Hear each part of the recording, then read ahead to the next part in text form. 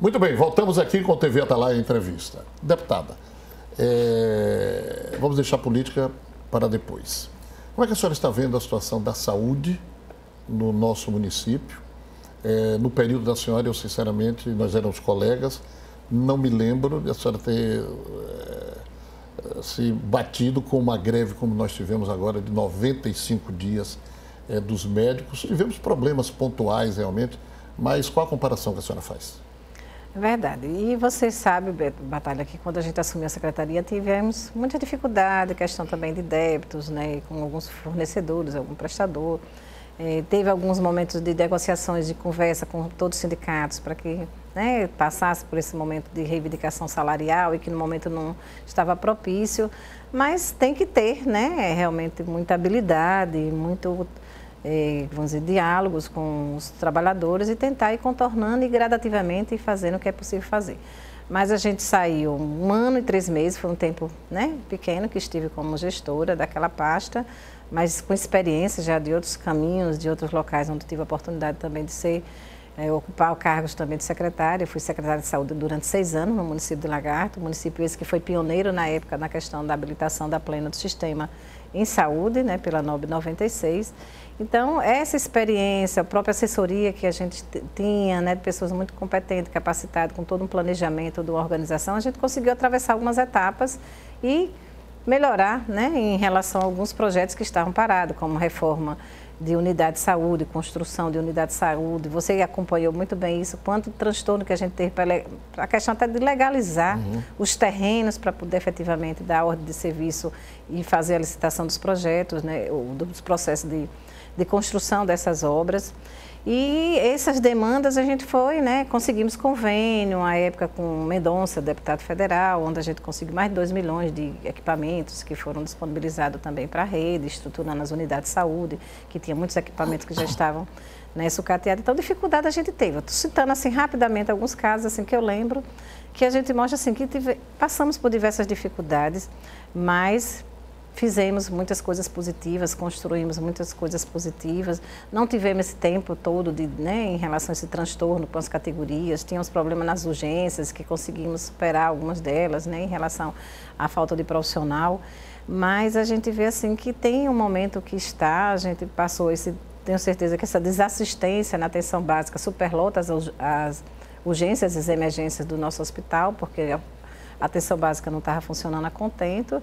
Espero, né, que profissional como o André, trabalhava, né, conosco também, que é um profissional da rede do município, como também eu sou da rede municipal de Aracaju, que ele realmente consiga se cercar de bons técnicos, de bons assessores e que consiga superar, né, todas essas etapas, porque a população realmente tem necessidade e precisa, né, de um bom gestor, de um bom condutor de todas as políticas públicas para uma assistência mais adequada à população. Perfeito. Deputada, quais foram os pontos assim, mais positivos que a deputada destacaria enquanto secretária de saúde do município de Aracaju? Acho que a organização que a gente fez em relação aos planejamentos dessas obras, né, inacabadas foram muito positivas, porque dinheiro que já estava dado como perdido, né, dentro da gestão, a gente conseguiu recuperar, refazer, inclusive alguns projetos a gente conseguiu até aumentar. Isso foi muito positivo.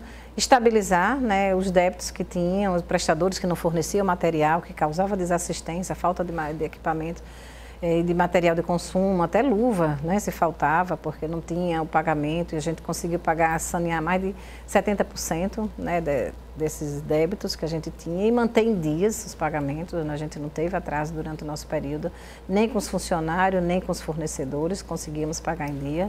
Então, acho que isso foi um plus muito positivo da gestão. E uma coisa assim que a gente trabalhava muito com a questão da união da equipe, né, de todo mundo estar sintonizado, todo mundo estar com o mesmo objetivo, com o mesmo foco, né? E a gente conseguia fazer isso mês a mês, a gente reunia a equipe, a gente dialogava, a gente colocava quais eram os pontos frágeis, o que a gente podia fazer para avançar. E eu acho que essa forma também do diálogo e facilidade de acesso com o Ministério Público em relação às demandas judiciais, que levavam muito, a gente conseguir uma boa interlocução e tentar, né, fazer uma câmara de compensação para que não tudo fosse judicializado, mas saber o porquê, de que forma poderia ser resolvida mais rápida. Então, eu acho que essa foi uma forma assim, de união, de espírito que a gente tentou colocar assim, dentro da equipe, que realmente fez a coisa acontecer e fortalecimento da política. Deputado, e o que é que a senhora gostaria de ter feito e não pôde fazer, por um motivo ou por outro, por falta de tempo, à frente da Secretaria da Saúde? À frente da Secretaria, a gente tentou, na época, colocar para funcionar através de organizações não governamentais, você lembra dessa luta que a gente tinha, porque a gente queria dar mais resposta de eficiência ao serviço. Teve uma barreira muito grande com os trabalhadores, porque estava colocando que ia privatizar, isso, aquilo, mas eu tenho certeza que essa forma de gestão ia dar um plus muito grande na gestão, até para as respostas mais rápidas, para a contratação mais rápida, e que a gente poderia ter avançado muito nesse sentido, né? Então, acho que talvez com essa forma de fazer, né, a gente teria otimizado mais recursos em relação ao custo que ela efetivamente tenha, que é um custo muito elevado. Eu lembro na época, Batalha, que as duas unidades de urgência, na Zona Norte e Zona Sul, elas gastavam e consumiam mais de 80% de tudo que a gente consumia em todas as outras unidades básicas de saúde. Então, era assim, um custo muito elevado, né, por não ter um maior controle, né, não ter maior vamos dizer assim, a continuidade do dia a dia ali dentro e fazer a otimização dos processos de trabalho. Então, a gente tinha uma despesa muito grande com a manutenção e não tinha uma resposta tão positiva de satisfação com os usuários. De repente, se você mudasse essa forma, talvez você teria uma satisfação muito maior, né, em relação ao serviço prestado e uma otimização em relação ao custo da própria unidade de saúde. Eu acho que isso foi um dos serviços assim, que a gente tentou fazer que a gente não conseguiu levar à frente. Como é que foi, está sendo ainda, participar de um poder legislativo que já está há 2 anos e meio banguelo? Inicialmente faltando 3 deputados, agora volta o Tijói, volta o Paulinho da Vazinha, mas ainda tem um de fora que é Augusto Bezerra, ou um suplente que vem assumir. Isso complica o trabalho, né, deputado? Não tenha dúvida, é um desgaste muito grande. Nós estamos assim com o poder muito fragilizado, né, com o processo político de um modo geral do nosso país tem tido assim uma mobilização na sociedade de insatisfação, né, com a classe política. Isso é ruim porque a gente não pode generalizar tudo e todos, né? Cada um tem uma forma de ser, a gente coloca até que os dedos das mãos não são iguais, imagina as pessoas, então a gente não pode assim descaracterizar a necessidade e o poder legislativo enquanto poder, enquanto, né, necessidade de um processo de democracia para a sociedade, na casa do povo e para lá está sendo representado. Então a gente precisa resgatar essa credibilidade, a gente precisa, a própria população também precisa se autoavaliar em relação às suas escolhas, né, em relação para que posteriormente ela não fique só a apontar o dedo e a criticar, e também tem falha do própria pessoa, do próprio eleitor que também escolhe seus representantes. Então, acho que isso é uma coisa que precisa ser vista e a população precisa saber efetivamente o que é papel do executivo, o que é do legislativo, o que é do judiciário. São poderes importantes, né, altamente independentes, mas que precisam estarem, como se diz, sintonizado e em respeito, né, cada um dentro dos seus espaços, dentro dos seus limites de poder.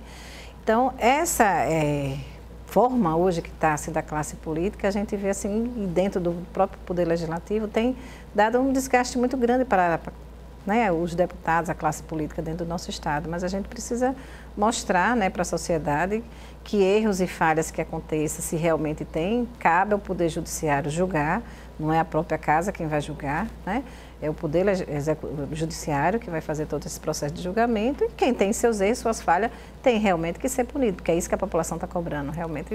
As punições a quem tem que ter realmente, né, como diz, culpa no cartório, né? Então que faça realmente, agora não pode sair desqualificando, generalizando, né, toda uma estrutura de poder que é altamente importante no processo democrático. 2018. Como é que fica a família Reis? 2018, aí já é amanhã, podemos dizer. Já é amanhã, realmente o processo do tempo tem passado muito rápido, mas acredita aí, tá, o deputado Fábio será candidato à reeleição, né, como pré-candidato à reeleição, tem feito um excelente trabalho, é bom que se diga, tem conseguido articular muitas obras e benefícios para o desenvolvimento do Estado de Sergipe. Então, isso passando longe de todos esses problemas aí, passando longe, né? Em nenhum momento tem sido citado um jovem, mas com vontade, com garra, onde tem todo um know-how do trabalho Na Brasília que o tem pai... deixado ele de cabelo branco, viu? Tem, tá ficando realmente Semana cabelo passada nós branquinho. viajamos no mesmo voo, a cabeça já está toda branca. As preocupações e as cobranças, né? Então, mas ele tem mostrado assim que dentro do estado de Sergipe, eu acho que não tem um município que não tenha uma ação, uma colaboração, uma ajuda, né, do deputado em relação às demandas que ele pode atender. Então, mostra assim que ele tem sido muito ativo, muito proativo, né, em relação ao seu trabalho. Então, eu acho que está aí a população que vai julgar. A deputada Gorete tem momentos que fica de oscilação, vai, não vai, não é, quer, não Seria quer. o quê? Quinto mandato? Quarto. Quarto mandato. Aliás, eu estou exercendo o quarto, seria para o quinto, né? O quinto mandato. Só que o terceiro mandato, porque o quarto, eleição, eu fiquei suplente, eu só assumi 6 meses, né? Certo. Então, foi 4 campanhas já que a gente fez, né, de legislatura. Uma primeira só assumi 6 meses e essa é o terceiro realmente que eu assumo o mandato. Ô, Gorete, já se comenta muito em Lagarto e na região a sucessão para o governo do Estado? Comenta-se, com certeza. Lagarto acho que respira, amanhece, anoitece, pensando política e falando política. Né? Parece que termina uma campanha e já está falando da outra, né? Então, as pessoas vivem no dia a dia, na rua, aí nos comentários nas redes sociais, falando, né, a questão da política. Então, eu acredito que não está longe também essa questão de se falar de política já, quem são os possíveis candidatos para governo, quem são os possíveis candidatos ao Senado, como fica com quem, que aliança, né? Porque você sabe a questão dos agrupamentos dentro do Lagarto, ainda tal história do bole-bole do Saramandá, ainda né? Persiste? Que ainda persiste. Então a gente ainda vê isso assim folclórico, mas ainda é muito forte dentro da cultura da nossa região, do nosso município, e a gente vai, né, trabalhando com essas questões ainda. E vamos aguardar 2018 quem serão realmente os nomes, né, postos aí para avaliação. Principalmente depois de tudo que está acontecendo em Brasília, né, deputada, tudo pode acontecer, né? Estava se delineando um caminho aí que pode se confirmar, pode se configurar ou não. A verdade nua e crua é essa, isso nós já comentamos aqui no nosso programa. Eu até fiz um comentário aqui dizendo o seguinte, que se não estou aqui tomando partido de ninguém, defendendo se Temer deve ficar ou deve continuar, mas tem um detalhe, se Temer deixar a presidência da República, automaticamente deixa a liderança do governo o deputado André Moura, que hoje é o expoente máximo que Sergipe já teve lá em Brasília. Eu pude participar da Marcha dos Prefeitos. André hoje é um homem que pega o telefone e liga para um ministro sem marcar audiência e diz assim, como eu vi com alguns ministros, estou chegando aí com 30 prefeitos, ministro. Mas não posso receber. Estou chegando aí com 30 prefeitos. E os prefeitos tudo satisfeitíssimos, não com 2, com 3, com 4, com 5 e com 6. E aí, Sergipe realmente perderá muito. Eu já conversei com vários prefeitos, estão bastante preocupados com toda essa situação, mas vamos aguardar o desenrolar dos acontecimentos, né, deputada? Verdade, né? 2018 está próximo, né? A gente tem aí vários cenários se desenhando, né? Alguns podem mudar de acordo com o que vai ter ou não dentro dessa questão hoje com o Temer, né? Vai ter impeachment, não vai? Quem assume, né? Quem seria o presidente, se assim acontecer, quem será o indicado, né? Pela eleição indireta, que é o que está na nossa Constituição, não é eleição nem direta. Então, vamos ver o que acontece, vamos aguardar os acontecimentos. Deputada, as câmeras da TV Atalaia, para suas despedidas, a gente manda um abraço aqui para o povo lá da cidade de Lagarto e a senhora também fica à disposição. Agradeço, mais uma vez, obrigada. Conversamos assim com a deputada estadual Gorete Reis, aqui no TV Atalaia, entrevista de hoje. Satisfação muito grande, viu, deputada? Tenha um bom dia. Obrigada, Batalha. E vamos esperar se as chuvas aí dão uma paradinha e tal, porque também tudo demais é sobra, não é verdade? E anunciando amanhã aqui no nosso programa, entrevista exclusiva com o prefeito Edivaldo Nogueira, diretamente de Brasília.